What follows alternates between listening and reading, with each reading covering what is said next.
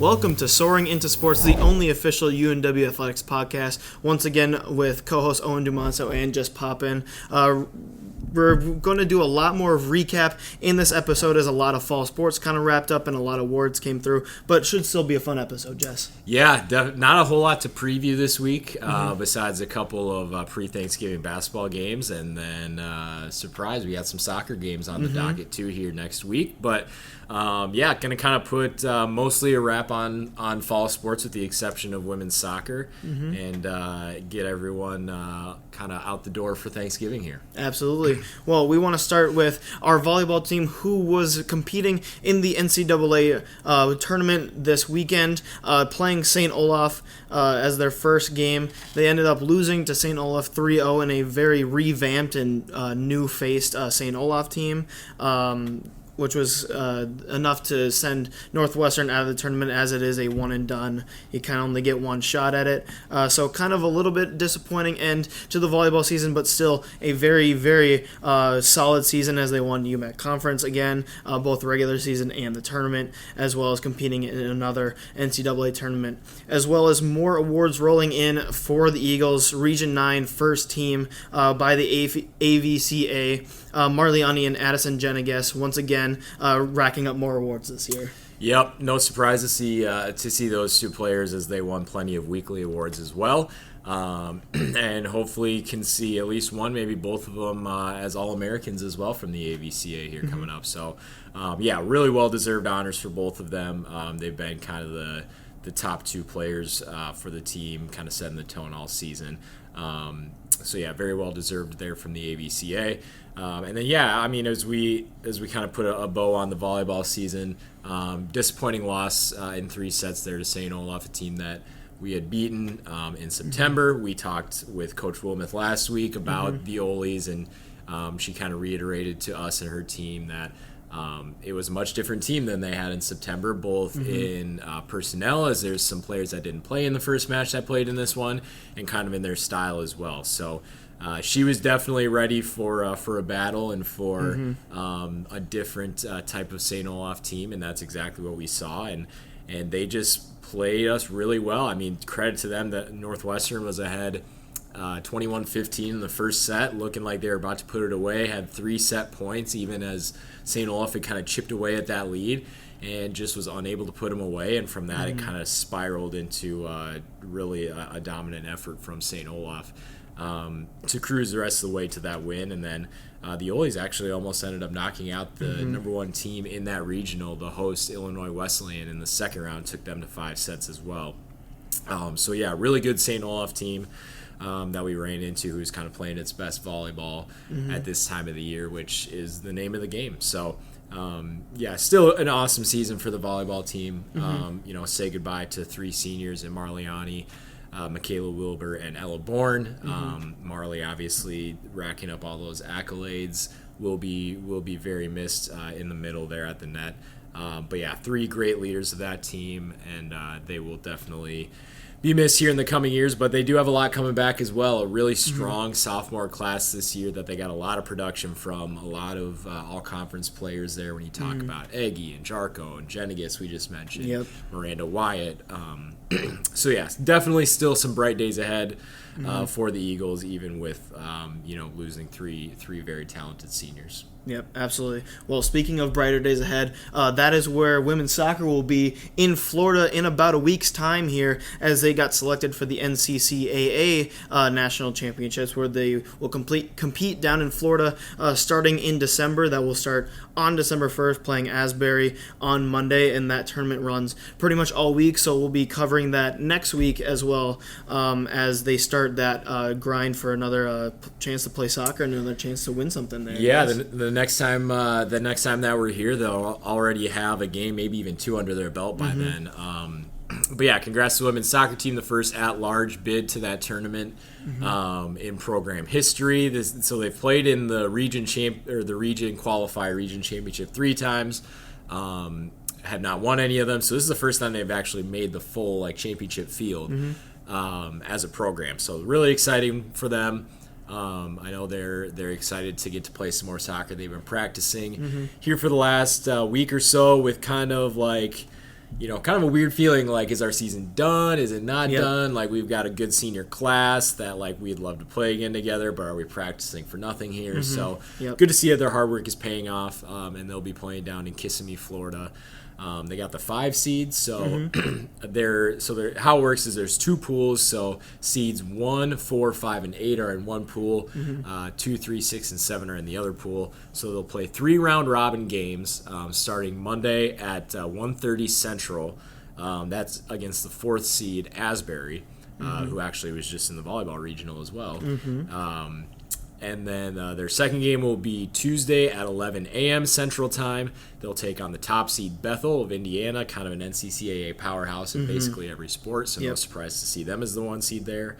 And then they'll finish off pool play on Thursday, so every team gets a day off on Wednesday to kind of recoup and get their legs back under them, which in soccer is very, very much important. Needed. So Thursday they'll play their final game against the 8 seed Warner. That's 11 a.m. Central again. And then the top team after pool play from each pool will then play in the championship game on Saturday. So probably will take a 3-0 effort to get there, but at the very least have to obviously go 2-1 to even have any sort of chance to make Saturday. So we'll be rooting them on from afar here in Minnesota and hoping for the best and seeing the careers of that talented senior class hopefully culminate in an awesome week down in Florida. So, congrats to them. We'll see. The NCCAA awards will be coming out before our next podcast as well, so we'll be able to talk about those next week. Hopefully we'll have some representatives in some of those. But yeah, one more week of women's soccer, so fall sports aren't done yet after all. Yeah, absolutely.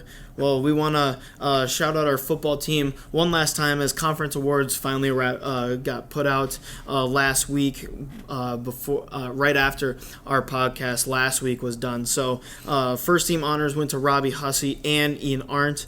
Second team honors Max Siegel, Keaton Sargent, Braden Little, Trey Ulmer, Basil Demko, Jaden Goodwin, Hakeem Anderson, Gideon Kruver, and Austin Arndt, and as well as an all-sportsmanship team nod to Cody Duffy as well. So a lot of recognizable names on there, Ian Arndt and Jaden Goodwin being on our podcast not too long ago, as well as some of the other longtime Eagles there, and a lot of young talent as well on that second team as well. So very, very good job by our Eagle football players this year wrapping up awards. Yeah, definitely. Like you said, a lot of young talent. Just looking at the list here, I mean, there's one player that's for sure, or 2 players that are for sure graduating, another that has a chance to come back next year and use his last year of eligibility if he wants. Other than that, everyone else that was on the all-conference teams are back.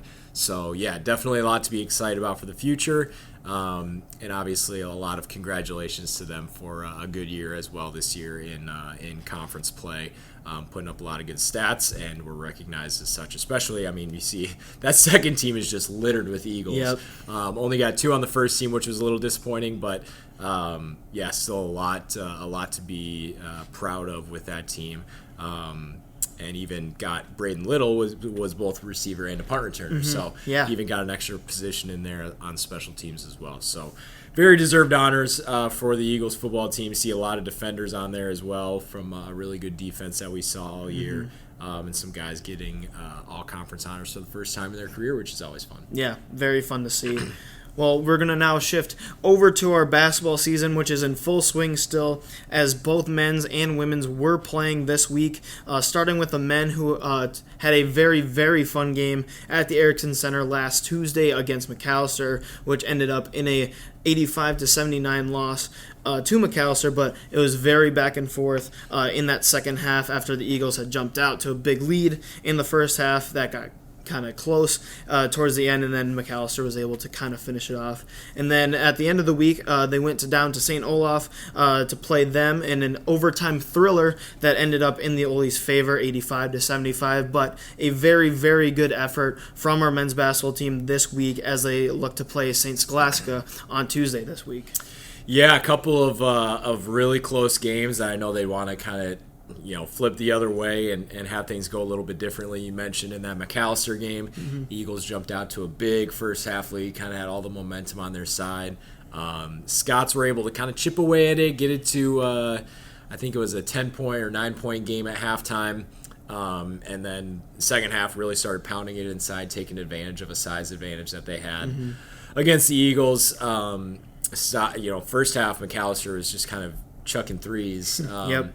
I know the last game that they had played, kind of that was the tone that was set with, they played Grinnell, who's kind of an up and down, catch the ball and shoot right away type of team. And I think they were still kind of in that mindset of running up and down, track meet, one catch and shoot type of thing. And then the second half, credit to their coaching staff, first-year coaching staff there for kind of righting the ship a little bit and putting together a good game plan that allowed them to come back and ultimately win that game.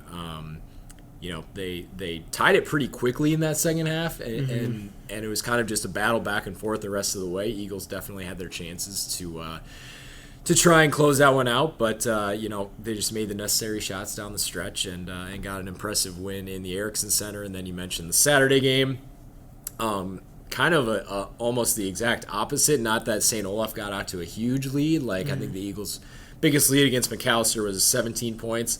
I think St. Olaf got up by 9 was their biggest lead, but kind of were, I would say in control for most of that first half at least, kind of keeping the Eagles at an arm's distance. But Northwestern kept chipping away. Jay Niamari was with 20 points in both of those games. Jonah Burnett had a really good game Saturday against St. Olaf. Yeah.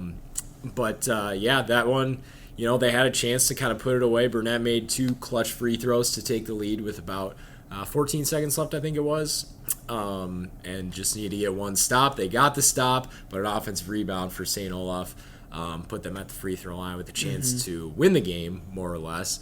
They made one of the free throws, went to overtime, and kind of dominated the overtime period and won by 10. So that was one where I know Coach Groves is kind of pulling his hair out thinking, if we can get that off, if we can get that rebound, that game's probably ours. So, disappointing loss there when it looked like they might be able to steal one on the road against a quality MIAC team. But another chance for redemption here. On Tuesday against a MIAC opponent, welcoming old friend St. Scholastica into the Erickson Center. We've seen plenty of battles between those two teams over the years. They're a former UMAC school. So a lot of conference championships. Think of the 4 overtime conference championship I think it was 2016, might have been 17. So hopefully we'll be another dandy. They're coming in with a 3-2 record, so they've had a good start to their season here under a new head coach. And, before you head out for Thanksgiving, come by the Erickson Center and support the men's basketball team in one last game before the break. Absolutely. Well, our women's basketball team is also in action this week, but was also in action last week, playing Augsburg close in a tough loss, 70-60, and then a really, really close loss by their own against McAllister, 55-51, which it looked like for a while there the Eagles could end up taking that one, but McAllister able to kind of end the Eagles down the stretch there, as they will play Luther on Tuesday away, so kind of a little bit of a road trip for the women's basketball team down into Iowa, but really good, promising, really good look of this week for women's basketball as they're kind of starting to click and get things going. Yeah, just slowly but surely getting there. I know in that Augsburg game they felt pretty good about their chances. Down the stretch in that one, it was a little bit closer than that final score would indicate. Just kind of a late push by Augsburg got them to that 10-point win, but definitely was a pretty close ball game throughout. And then Saturday they got some reinforcements with the debut of Lydia Schmitter, the freshman who they're really excited about, was back.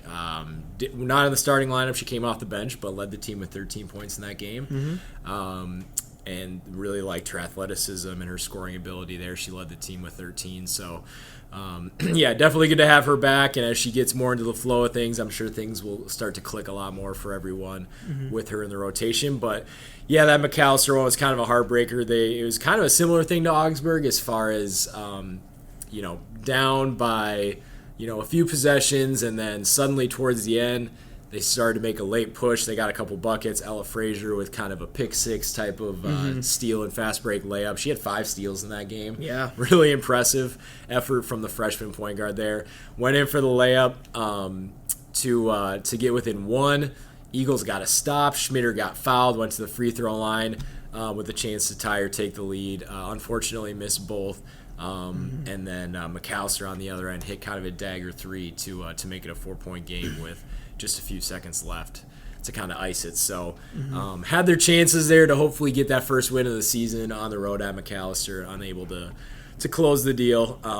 But yeah, they'll head to Luther on Tuesday. Always, a long road trip there down to Decorah, Iowa against a quality team. So I think they're just hoping that, as Schmitter gets more into the mix, they kind of get a feel for each other as a team and can play some better basketball as they search for that first win. So, that'll be their final game of their 4-game road trip. So they've been on the road for quite a while here since the first kind of week of the season. And then both basketball teams, after Tuesday, their next games will be at home. On Friday, I believe it's December 5th, they'll host a doubleheader against Maranatha Baptist. So after Tuesday, next time you'll see each of those teams will be at home in the Erickson Center. Yeah, absolutely. Well, Eagle Nation, as we've kind of talked about, there's a lot of excitement as women's soccer is down competing for a championship. Basketball's in full swing. As we had mentioned, basketball men's are home Tuesday, so if you're still around, come out to the Erickson Center and support them, as well as keeping track of all of our teams on the UNW Eagles athletic page as well. We thank you for watching this review and preview section. Now, please enjoy a little Thanksgiving special from the Soaring into Sports team. Well, we're excited to have this next segment. It's going to be kind of more off of our regular interviews that we do. We have co-host Jess Poppin, co-host Owen Dumonso, and audiovisual producer Caleb Welsh all kind of together on camera for the first time in this podcast. And we're going to just kind of have a fun little chat as we kind of wrap up our fall seasons here, as we kind of move into Thanksgiving, talk about that a little bit. So, guys, how are we feeling today? Good, yeah. Anytime that you're rocking a 2 to 3 day work week, you got to be feeling pretty good, right? Absolutely, yeah. And fun to all be here together. This is, like you said, first time that all three of us have been on camera at the same time. We had the episode where you two did it by yourselves without me. So Caleb has stepped in front of the camera before, but good to have you back. Yeah, it's good to be on here before Thanksgiving break. So thanks for having me. Yeah, absolutely. Well, we've all been able to, stat games, run camera production, do scoreboard, all the things for fall sports this year. It's been super fun. Do you guys have any specific memories or from this past season, or funny moments, or appropriate stories from the football box or anything that stuck out to you during this fall season for you, either of you? I would say my least favorite moment was when I had to stat the volleyball conference championship because all my statters were elsewhere, and I'm still pretty new to it, so it was a little stressful. But no, it's been a really fun fall. A lot of success, especially on the women's side of things, which we've talked about quite a bit. Just being able to be on the scene when women's golf won their championship, soccer won theirs, here for the volleyball one, and getting to go with them to Illinois last week for the NCAA tournament. It's been a really, really rewarding and fulfilling fall, and it makes the job a lot more fun when you get to cover and talk about and post about wins and championships and things like that. So thanks to all those teams. Well, we're giving thanks here for an awesome fall and making my job a lot more fun. Yeah, our job a lot more fun. We thank all of our women's sports specifically. We got to see history this fall, guys, as all 4 women's fall teams won their regular season championship, the first time in UMAC history. So that was absolutely insane to kind of see that build up, as we kind of knew golf was great all year. Volleyball kind of does their thing. They're great. And then Danny Brandt and the soccer team, in his first year taking the UMAC regular season, as well as seeing Coach Fitzgerald and the cross-country team have a strong finish to their season. So it's been a fun fall to see history happen this year. Yeah, that's a great point, too. You kind of expected it out of women's golf and volleyball that they would do it, but not to say that we thought those other teams were incapable, but it just wasn't a slam dunk like it seemed like those two were. So to see those two programs kind of rise up and get the job done when neither one of them were in the preseason polls projected to win the conference. Was really cool to see, and a testament to those players and those coaches for sure. Yeah, it was an awesome just couple of months, seeing all the sports, and a big memory for me is homecoming day, just the football game, seeing the atmosphere there. A lot of people were there, and I think we had volleyball that day too, so just kind of a lot of activity on campus. It's been great. It's been great to be working at the games and seeing everybody. So a lot of success too, which has been cool. Yeah, absolutely. Well, like you said, Caleb, a lot of support has come from Eagle Nation and the fans this year, which has been really fun to see. As always, we kind of expect a lot of students and family and everyone to kind of come out and support, but it's been really fun to see a lot more support from like alumni and kind of extended families that we haven't seen coming out to games. So it's been really fun having those atmospheres to work in. It kind of makes it a lot more fun for us specifically because we work a lot of those games where it's like, oh my goodness, look how many people are here. This is going to be a really fun atmosphere to work in. Yeah, that always makes it a lot more fun. You talk about some of those playoff volleyball games and soccer games and hopefully upcoming basketball games and things like that. UNW Nation usually shows out and supports for those. So always fun to see those. And, as you're talking about like the alumni base and the fans watching from afar and things like that, as someone who runs the social media accounts and things like that, and always seeing the comments and the replies and the direct messages and stuff from Eagles of past and parents and families and Marquette lacrosse players especially right now with all their support has been really cool to see it coming from all over the place. Yeah, absolutely. Well, I kind of want to shift topics a little bit here. This is our 14th episode, guys. I think that's a little bit insane. Like, we've done a lot of these so far. It's taken more than just the 14 episodes, though.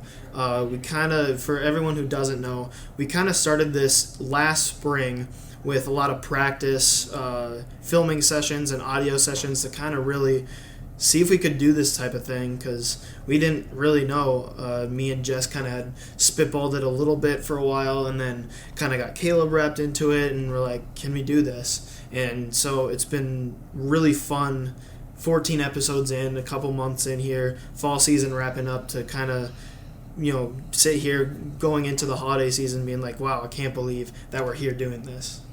Yeah, like you said, a lot of planning and preparation went into it, beyond just sitting behind the microphone here. I want to give a huge shout out to Caleb, the work that he does, preparing and editing, and the social media clips I feel like have been a huge addition and have been popular online. So shout out to you for making us look good and doing all the hard work while we just sit here and talk about sports. So.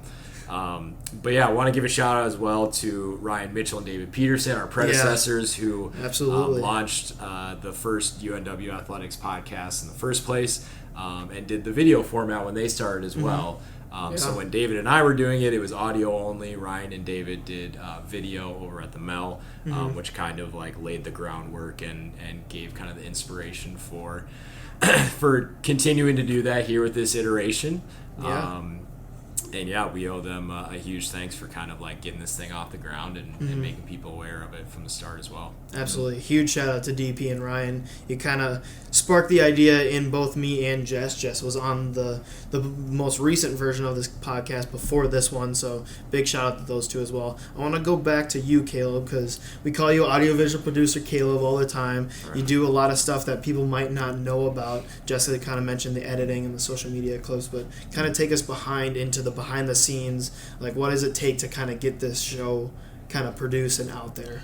For sure. I mean, obviously you got to capture it, so your video and audio, that's the most important thing that we're making sure we're getting right every single time. So I'm just kind of making sure that all the files that we get into one place, and then after that it's just putting them all together. So it just takes a little bit of time after we shoot and getting everything synced up, and then finding the clips that we can put on social media, and you pretty much have all you need. So yeah, it's been really fun, because I obviously get to be in the room and seeing all the interviews as well, and then I get to rewatch them and several times and go through all of that. But no, it's been really good. So I'm happy to be a part of it. I'm glad that you brought up interviews because that's been a huge focus of this podcast. We said we wanted interviews as a big part of it, but we also wanted to make sure every sport got covered, all the kind of ins and outs of sports kind of got covered, which I think we've done successfully. But it's been a really fun time kind of interviewing coaches and Dr. Hill and all the athletes that we've gotten on, kind of their different philosophies and their different mindsets in their season. So big shout out to those athletes specifically as well, because this show wouldn't run as well as it does without you guys being a lot being willing to come onto the show and kind of say your philosophies, what you're feeling, and kind of in season for everyone that we have had on. They've been in season, so it's kind of taking time out of their own season. So we really appreciate that a lot.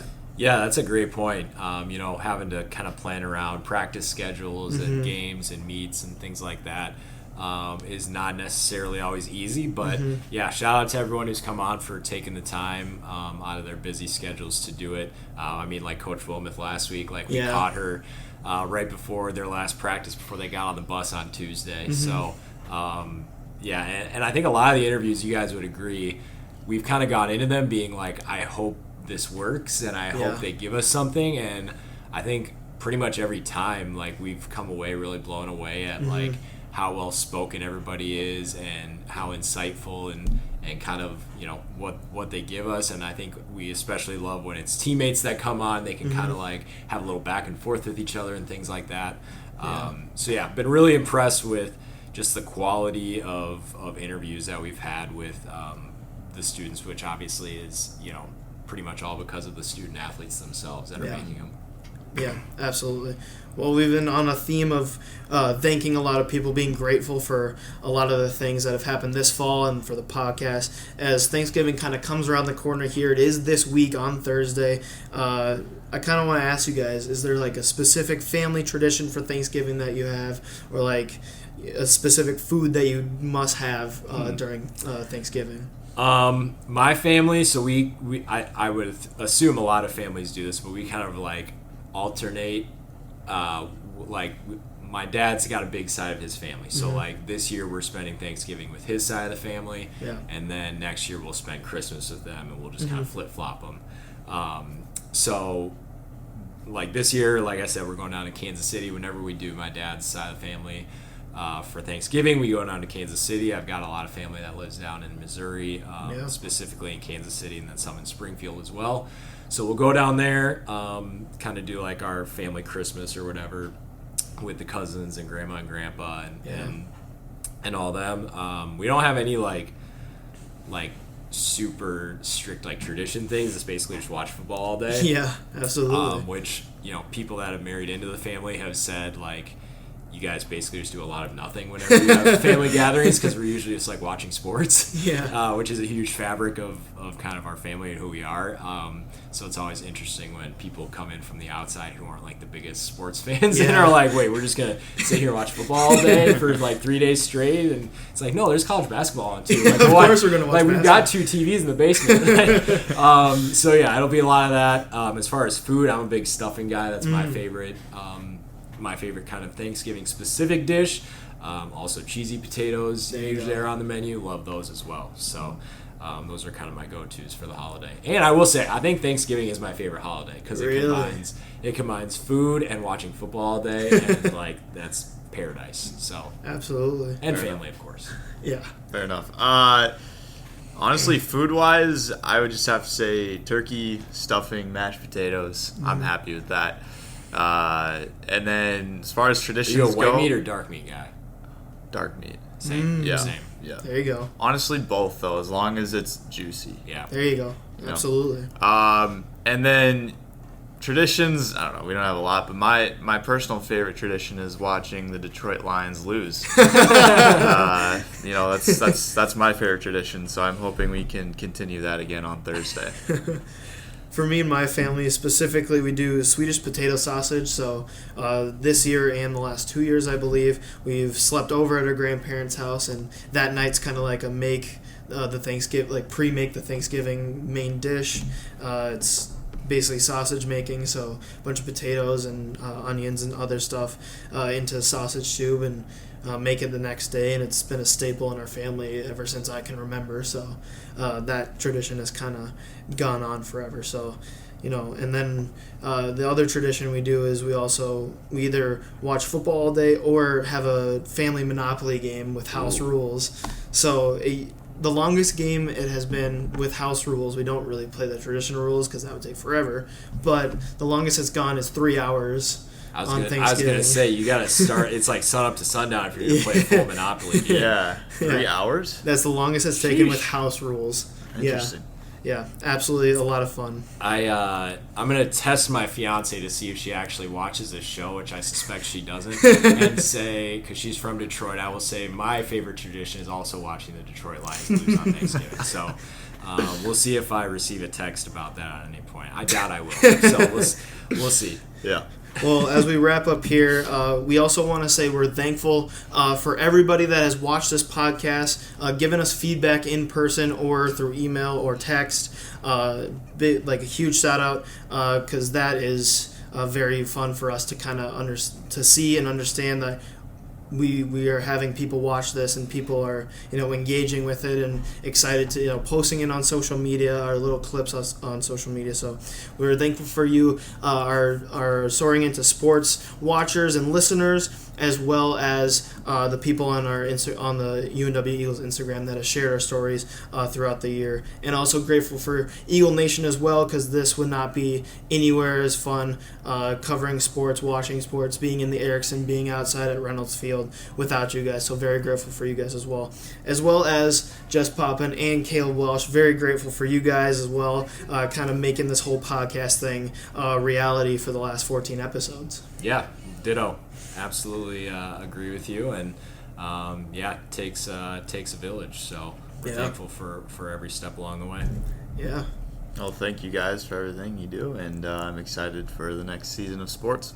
Yeah. Well, as we close it out, not behind the camera this time, as always, a shout out for audio and visual producer Caleb Welsh, who will still be editing this episode behind the scenes and everything. And as always, go Eagles.